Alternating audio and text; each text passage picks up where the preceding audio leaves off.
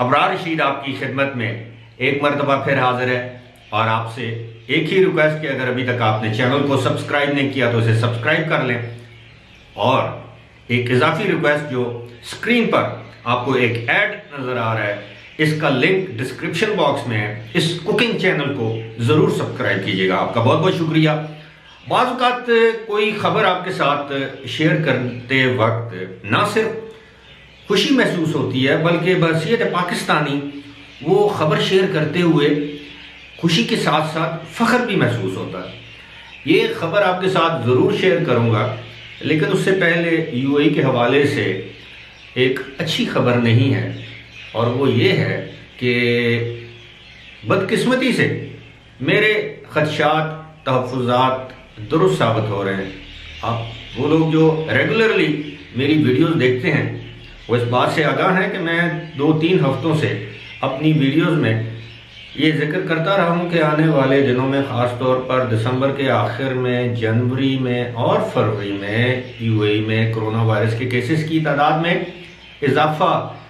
دیکھنے میں نظر آئے گا، اور ایسا ہی ہو رہا ہے۔ گزشتہ روز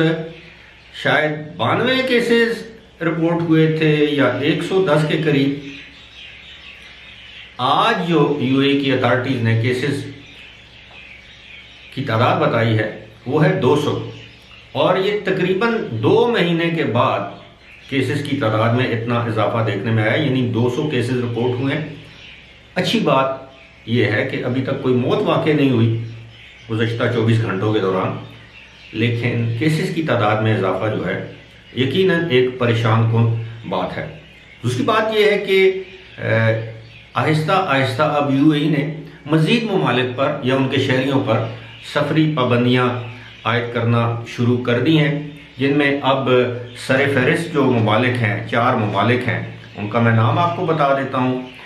وہ میں نے لکھ کے رکھا تھا، نائجیریا ہے، کینیا ہے، اور اس کے علاوہ روانڈا ہے اور ایتھوپیا۔ یہ 4 ممالک ہیں جن پر اب سفری پابندیاں یا مزید پابندیاں عائد کی جا رہی ہیں۔ لیکن اس وقت میری خبر کا جو موضوع ہے، اور ظاہر ہے وہ آپ کو مسکراہٹ میری بھی بتا رہی ہوگی، وہ یہ ہے کہ یہ خبر جو ہے یہ نہ صرف بہت بڑی اور اچھی خبر ہے یو اے ای میں رہنے والے پاکستانیوں کے لیے یا پاکستان کے شمالی علاقہ جات سے تعلق رکھنے والے لوگوں کے لیے، بلکہ پورے مڈل ایسٹ ریجن میں جہاں جہاں بھی پاکستانی اور شمالی علاقہ جات سے تعلق رکھنے والے پاکستانی رہتے ہیں ان کے لیے بہت بڑی خبر ہے۔ اور خبر یہ ہے کہ آج وزیر اعظم پاکستان نے اسکردو میں انٹرنیشنل ایئرپورٹ کا افتتاح کر دیا ہے۔ اسکردو میں ایئرپورٹ تو ایک طویل عرصے سے تھا، لیکن اس کو بین الاقوامی ایئرپورٹ نہیں قرار دیا جا سکتا تھا، اب اس کو بین الاقوامی ایئرپورٹ کا درجہ دے دیا گیا ہے۔ میں اس کی کسی سیاسی پہلو پر بات نہیں کروں گا، میں صرف اور صرف اس وقت پاکستان، خاص طور پر شمالی علاقہ جات میں رہنے والے پاکستانیوں کی بات کروں گا۔ آپ سب کو معلوم ہے کہ وہ لوگ جو گلگت بلتستان سے تعلق رکھتے ہیں، وہ جب بھی باہر سے پاکستان آتے تھے یا آتے ہیں، ان کو اسلام آباد ایئرپورٹ پر لینڈ کرنے کے بعد مزید 22-24 گھنٹے کا سفر طے کرنا پڑتا تھا۔ اب وہ اس سے بچ جائیں گے۔ اب ظاہر ہے اسکردو ایئرپورٹ سے اب پاکستان انٹرنیشنل ایئر لائنز یعنی PIA براہ راست پروازیں شروع کرے گی، نہ صرف you a E, Dubai, Sharjah وغیرہ کے لیے، بلکہ عین ممکن ہے مستقبل قریب میں سعودی عربیہ کے کسی شہر یا مختلف شہروں کے لیے پروازیں چلائی جائیں، قطر کے لیے پروازیں شروع کی جائیں، مسقط کے لیے پروازیں شروع کی جائیں، بحرین کے لیے پروازیں شروع کی جائیں، کویت کے لیے پروازیں شروع، یعنی جہاں جہاں بھی ڈیمانڈ ہوگی ان لوگوں کی جو کہ اسکردو سے ان ممالک میں جانا چاہتے ہیں یا ان ممالک سے اسکردو آنا چاہتے ہیں۔ اب ظاہر ہے 24 گھنٹے کا سفر جو ہے وہ یعنی اسلام آباد سے آگے اب وہ کل جو ہے وہ سفر ان کا 4 گھنٹے ہو جائے گا۔ ظاہر ہے اسلام آباد سے اسکردو تک آدھا گھنٹہ 35 منٹ لگتے ہیں، تو آپ اگر کل ملائیں، اگر دبئی سے اسلام آباد 3.5 گھنٹے، تو تقریباً 4 گھنٹے میں آپ اسکردو پہنچ جائیں گے، اور وہاں سے آگے ظاہر ہے سفر آسان ہے۔ اس کا صرف یہی فائدہ نہیں ہوگا، اس کا ایک اور فائدہ بھی ہے جو سب سے بڑا فائدہ ہے، وہ یہ ہے کہ پاکستان میں سیاحت کو فروغ حاصل ہوگا۔ اب لوگ آئیں گے، مثال کے طور پر چلے اس طرف بعد میں آتا ہوں کہ وہ کیا ہوگا، لیکن اس سے پہلے یہ بھی ہے کہ اب یو اے ای کی متعدد ایئر لائنز نے پہلے ہی اس بات پر رضامندی کا اظہار کر دیا ہے کہ وہ اپنی جو ہے مثال کے طور پر فلائی دبئی آ سکتی ہے، شاید ایمریٹس فی الحال نہ آئے لیکن فلائی دبئی آ سکتی ہے، کیونکہ اسکردو میں جو بہت بڑے جہاز شاید لینڈ کرنے کا فی الحال کوئی اتنا بندوبست نہیں ہے، لیکن چھوٹے جہاز ایئر بس یا 737 ٹائپ کے جو جہاز ہیں وہ وہاں پر لینڈ کر سکتے ہیں۔ ایئر بس جو ہے وہ A300 A320 وہاں پر لینڈ کر سکتی ہے۔ یہ تو ہو گیا ایئر لائنز یا یو اے ای یا مڈل ایسٹ سے آنے والے لوگوں کا احوال یا ان کے لیے مراعات یا سہولت یا خوشخبری۔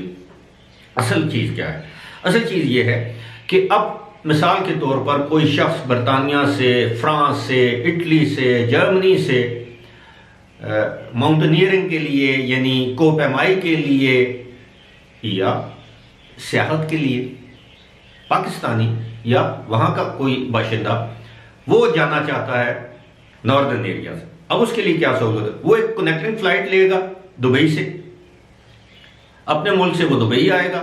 دبئی سے کنیکٹنگ فلائٹ لے گا، یا ابو دھابی آئے گا، ابو دھابی سے اگر فلائٹ چلتی ہے کنیکٹنگ فلائٹ لے گا، تو بجائے کراچی، لاہور، اسلام آباد، پشاور، وہ سیدھا اسکردو لینڈ کرے گا۔ اسکردو کے ارد گرد آپ کو معلوم ہے یہ جتنے بھی شمالی علاقہ جات کے علاقے ہیں، ہنزا ہے، گلگت ہے، استور ہے، یا ایون کھجراب ہے، سوست ہے، ان تمام علاقوں میں گھومے گا پھرے گا۔ اس کے بعد اگر وہ چاہے گا تو وہ اسکردو سے فلائٹ لے کر اسلام آباد آ سکتا ہے، اسلام آباد پاکستان کے دیگر علاقے دیکھ سکتا ہے۔ تو میرے کہنے کا مقصد یہ ہے کہ اس سے نہ صرف مقامی لوگوں کی مشکلات میں کمی ہوگی بلکہ ان کے لیے سہولتیں پیدا ہوں گی، بلکہ پاکستان میں سیاحت کو بھی فروغ حاصل ہوگا۔ اب اس کے ساتھ ساتھ ایک اور چیز آپ کے خدمت میں پیش کروں،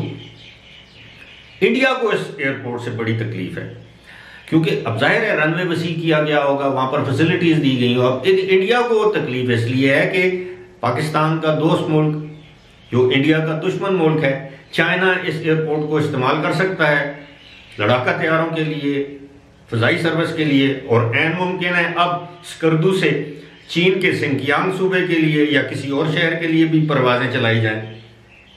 ضروری تو نہیں کہ ایک انٹرنیشنل ایئرپورٹ جو ہے وہ صرف مڈل ایسٹ کے لیے قائم کیا گیا یا بنایا گیا ہے۔ اگر ڈیمانڈ ہوئی، طلب ہوئی، تو ممکن ہے وہاں سے آذربائیجان کے لیے فلائٹس چلائی جائیں، ممکن ہے چائنا کے لیے چلائی جائیں، یعنی انٹرنیشنل ایئرپورٹ سے تو کسی بھی ملک کے کسی بھی شہر کے لیے پروازیں چلائی جا سکتی ہیں۔ تو اس لحاظ سے اب انڈیا کو کیا تکلیف ہے؟ انڈیا کو یہ تکلیف ہے کہ یہ ایک متنازع علاقہ ہے، یہاں پر پاکستان نے اپنا انٹرنیشنل ایئرپورٹ کیوں بنایا؟ انڈیا یہ بھول جاتا ہے کہ سری نگر بھی ایک متنازع علاقہ ہے، وہاں پر تو انٹرنیشنل ایئرپورٹ موجود ہے۔ جموں بھی ایک متنازع علاقہ ہے، وہاں پر تو انٹرنیشنل ایئرپورٹ موجود ہے، اور اگر پاکستان میں اسکردو میں انٹرنیشنل ایئرپورٹ بنایا جاتا ہے تو اس سے انڈیا کو تکلیف کیوں ہے؟ ممکن ہے آنے والے دنوں میں، سالوں میں،